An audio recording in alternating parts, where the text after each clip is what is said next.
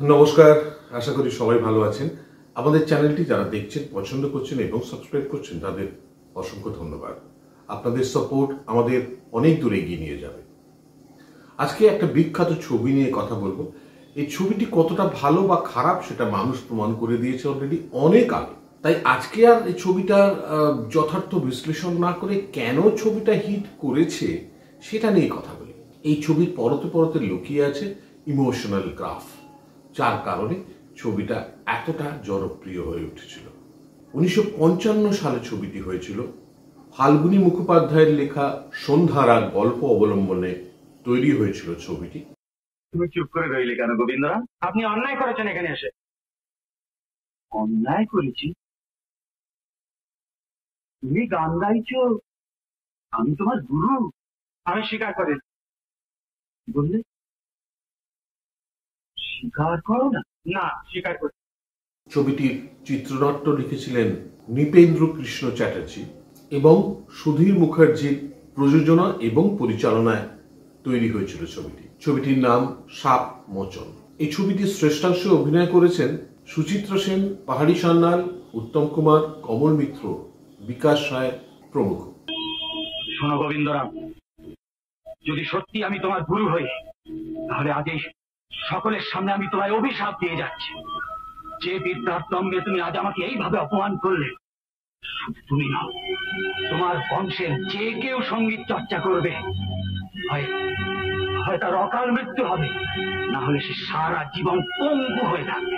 প্রথমত ছবিটি একটা ভয়কে বয়ে নিয়ে যায় পুরো ছবিতে, অভিশাপের ভয়।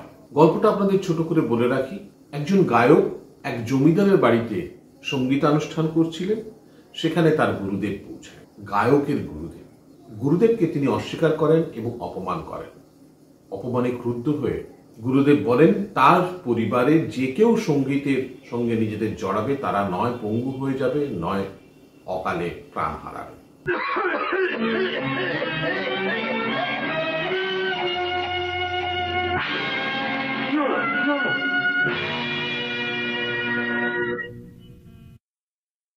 এরপর দিন গড়িয়ে গেছে। এই গায়কের নাতি পাহাড়ি সান্যাল, বড় নাতি, এবং ছোট নাতি উত্তম কুমার। পাহাড়ি সান্যাল গান গাওয়ার ফলে তার চোখ হারিয়ে বসে আছে। তার ফলে সংসারের কোনো রকম উপার্জনের ব্যবস্থা নেই। এই সে অভিশপ্ত তার গোড়া, ঠাকুর দাদার একমাত্র স্মৃতি। নিষেধ না শুনে বাবা সঙ্গীত সাধনাকে বেঁধে নিয়েছিলেন। তারপর বিষ্ণুপুর রাজদরবার থেকে ফিরবার পথে হাত ফেল করে মারা গেলেন। পাহাড়ি সান্যালের একটি ছোট ছেলে এবং স্ত্রী, সঙ্গে রয়েছে ভাই, অভিন্ন হৃদয় ভাই। এরা প্রত্যেকেই লুকিয়ে লুকিয়ে সঙ্গীত চর্চা করে থাকেন, কিন্তু ঘোর আপত্তি পাহাড়ি সান্যালের। কুসংস্কার বলে আমিও প্রত্যেক করিনি। রক্তে রয়েছে সুর, গানেই জীবন ভাসিয়ে দিলাম। তারপর তো দেখতেই পাচ্ছ ভাই, জীবনের মাঝ পথে আমি অন্ধ ভিখারি।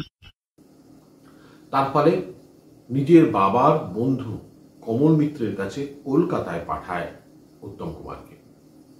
উত্তম কুমার সেখানে আসেন, কিন্তু বেশি দিন থাকতে পারেননি। সেখানে নানা রকম সমস্যা তৈরি হয়। আরে বলি চাচু, তোকে যা দেখতে হয়েছে, দাদা তো একেবারে পাগল। সেটা আমার পক্ষে খুব কমপ্লিমেন্ট নয়। আচ্ছা, সে দেখা যাবে এখন। বাড়িতে ভাই, শুনলাম তুই নাকি একটা বাঁদর পুষেছিস। ইনি হচ্ছেন কমলপুরের ছোট কুমার মহেন্দ্র নারায়ণ, আমার বন্ধু মনে। নমস্কার। নমস্কার। এবং উত্তম কুমার সাধারণ এক পথচারীর উপকার করতে গিয়ে তার নাতির সঙ্গে দাদা বোনের সম্পর্কে জড়িয়ে পড়ে। সুচিত্রা জানতে পারেন তিনি সঙ্গীত প্রেমী একজন মানুষ, তাই তাকে চাকরি করতে না দিয়ে তিনি সুযোগ করে দেয় নানা জায়গায় গান গাওয়ার। তোমার হাতে একটা চাকরির সন্ধান পেয়েছিলাম, তাই বুঝি অ্যাপ্লিকেশন দিচ্ছ?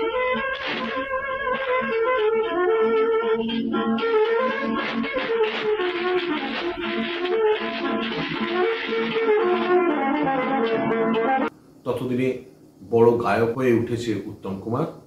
তার গান শুনে তার দাদা ভীষণভাবে আহত হন এবং মানসিকভাবে ভেঙে পড়েন এবং প্রাণ হারান।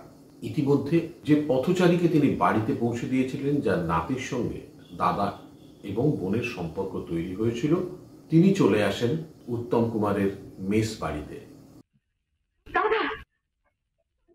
রামু, কি হয়েছে বোন? আরো অনেকেই জুটবে।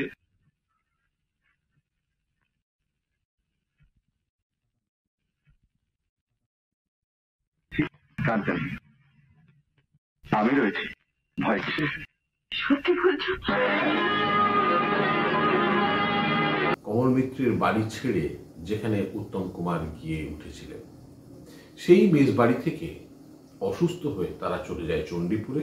তার ফলে সুচিত্রার একটা ভুল বোঝাবুঝির জায়গা তৈরি হয়। শেষ পর্যন্ত সুচিত্রা যান চণ্ডীপুরে এবং সুস্থ করে তোলেন উত্তম কুমারকে। না, এতেই এত অভিমান? মরেছিস পোড়ারমুখী, একেবারেই মরেছিস। হ্যাঁ বটি, মরেছি আমি, একেবারেই মরেছি। মহিন আসেনি? না, ঠাকুরজি তার দেখা পায়নি। এই মোটামুটি ছবির একটি ভাবধারা। এখানে ছবিটার স্তম্ভ যারা ধরে রেখেছেন, দুটি মেইন পিলার, তারা হলেন পাহাড়ি সান্যাল এবং সুচিত্রা সেন। অবশ্যই সেন্টার ক্যারেক্টার ছিলেন উত্তম কুমার। কেমন ভালো মানুষ যে আমার বাড়িতে এলো। আমি মহেন্দ্র বাবু আছেন? বাবু? মহেন্দ্র বাবু? চোর, একটা বদমাইশ আমার নাতনিকে নিয়ে পালিয়ে চলে গেছে। আমাদের কেউ নেই মা।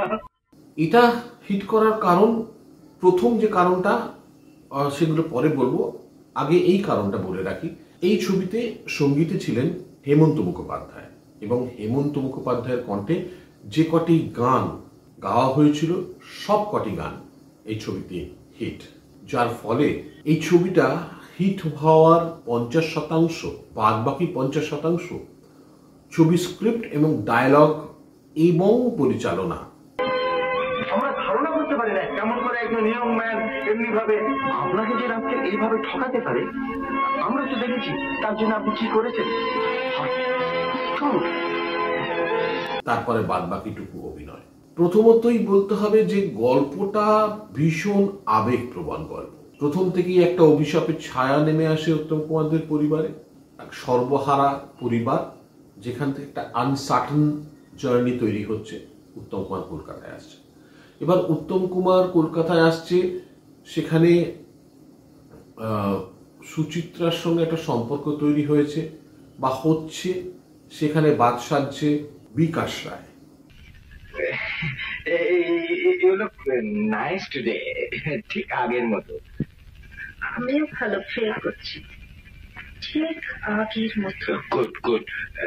বাবার সঙ্গে নিচে কথা বলছিলাম, তোমাকে নিয়ে মাস কতক নাইনে ঘুরে আসি।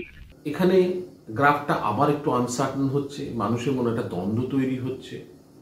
তারপর যখন তারা একটু এগিয়ে যাচ্ছে, তারা বড় গায়ক হওয়ার দিকে এগিয়ে যাচ্ছে, তখন বেশ ভালো লাগা তৈরি হচ্ছে। আবার যখন এক পথচারীকে পৌঁছে দিতে গিয়ে তার বাড়ির মেয়েটিকে নিজের বোন বলে পরিচয় দিচ্ছে, তখন মানুষের মনে একটা ভয় তৈরি হচ্ছে এবং সুচিত্রার সঙ্গে ভুল বোঝাবুঝির একটা পূর্ব আভাস তৈরি হচ্ছে।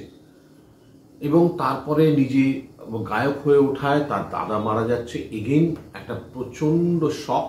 গাইলেন শ্রী মহেন্দ্রনাথ মুখোপাধ্যায়, তিনি আবার গাইবেন রাত্রি 8:30।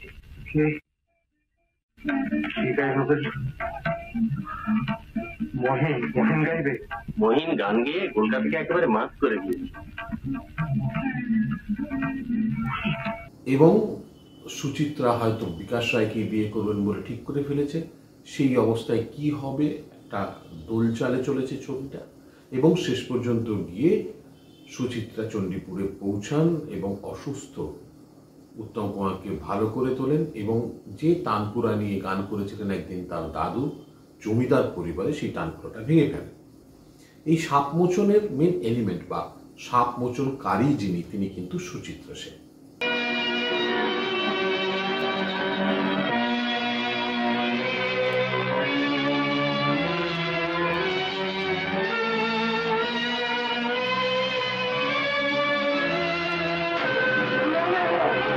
ছবিটার পরতে পরতে আমাদের আবেগের যে গ্রাফ তৈরি হয়েছে, যে রেখা তৈরি হয়েছে, সেটা যদি দেখা যায়, সেটা দেখা যাবে যে বেশ উঠেছে নেমেছে, উঠেছে নেমেছে, কোনো সময় আরেকটু নেমেছে, কোনো সময় আরেকটু উঠেছে। এইভাবে মানুষের মনের ইমোশনটা নিয়ে জাগিল করা হয়েছে ভীষণভাবে। এবং তার সঙ্গে গানগুলো অবশ্যই আগেই বলেছি একটা প্লাস। আমার খেলার তরুণ তা নয় তো কি, অভিশাপের কথা জানা সত্ত্বেও সাবিত্রী জমির হাত থেকে সত্যবানকে ফিরিয়ে এনেছিলেন। একজন সামান্য মানুষের অভিশাপ থেকে আমি কি তোমায় ফিরিয়ে আনতে পারবো না? অভিনয়ের দিকে যদি বলি, এখানে একটু সাবডিউড, একটু প্রচ্ছন্ন অভিনয়ের মাধ্যমে কাজ করেছেন উত্তম কুমার, যেখানে বেশ প্রকট সাবলীলভাবে কাজ করেছেন সুচিত্রা সেন, সেটা অবশ্যই চরিত্রের খাতিরে। এবং বিকাশ রায় আনপ্যারালাল অ্যাজ অলওয়েজ। পাহাড়ি সান্যাল এবং কমল মিত্র এখানে কিন্তু দুজন দুটো দিকের পরিবারের কেন্দ্রবিন্দু হয়ে রয়ে গেছে এবং সমস্ত ইমোশনগুলো তারা কিন্তু নিজের মধ্যে টেনে নেওয়ার চেষ্টা করছে। দাদা,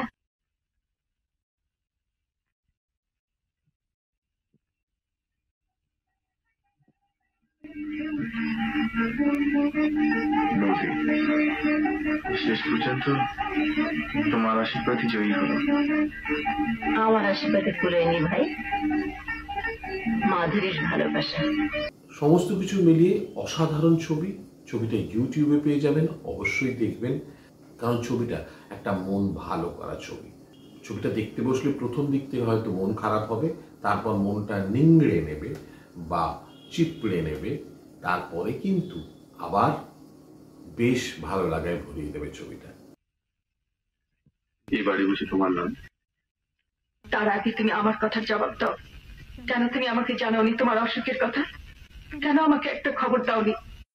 সবাই তোমার আপনার সেবার অধিকারী, আর আমি বুঝি কেউ নই।